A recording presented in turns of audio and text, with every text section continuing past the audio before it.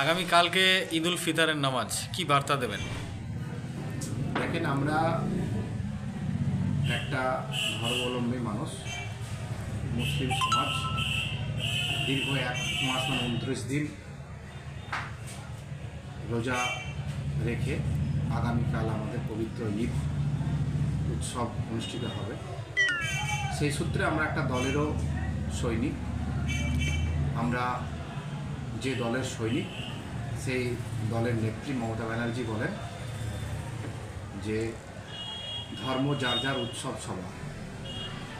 সেই সোর্সে আগামীকাল পবিত্র ঈদ আমাদের প্রিয় নেত্রী মমতা ব্যানার্জি এবং প্রিয় নেতা অভিষেক ব্যানার্জি, তাদের অনুপ্রেরণায় আমরা সকল সরলপুর অঞ্চল তৃণমূল কংগ্রেসের সকল জনসাধারণকে পবিত্র ঈদের শুভেচ্ছা এবং ভালোবাসা জ্ঞাপন করছি এবং আমাদের সমস্ত মুসলিম সমাজ থেকে আরম্ভ করে সকল সমাজকেই, আমরা সকল বাঙালিকেই এই ঈদের শুভেচ্ছা।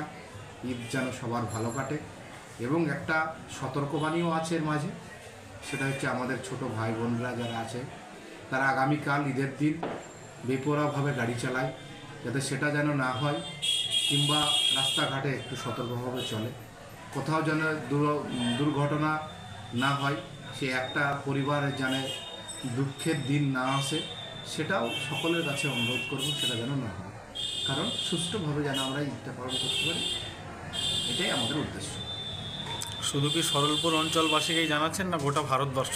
না, সরলপুর অঞ্চলে যেহেতু আমি অঞ্চল সভাপতি, সেহেতু সরলপুর অঞ্চল আমার পেশা। তাছাড়া ঈদ সবার জন্য, সারা ভারতবর্ষের জন্য ঈদ। সকলকেই আমাদের শুভেচ্ছা, অভিনন্দন, সকলের জন্য অভিনন্দন।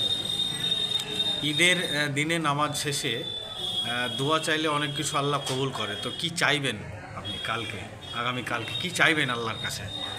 আল্লাহ পাকের কাছে চাইব সমস্ত ভারতবাসী এবং সারা দেশ যেন শান্তি শৃঙ্খলা বজায় থাকে এবং আগামী দিনে যেন মানুষ সুষ্ঠুভাবে এই ঈদ শুধু বলে নয়, সমস্ত জাতি ধর্ম নির্বিশেষে সকলেই যেন সুস্থ পরিবেশে আমরা আগামী দিন বাঁচতে পারি বা আমরা সুস্থ থাকি এবং সকলকে সুস্থ থাকার ব্যবস্থা যেন উপরবেলা করেন, এটাই আমাদের কামনা।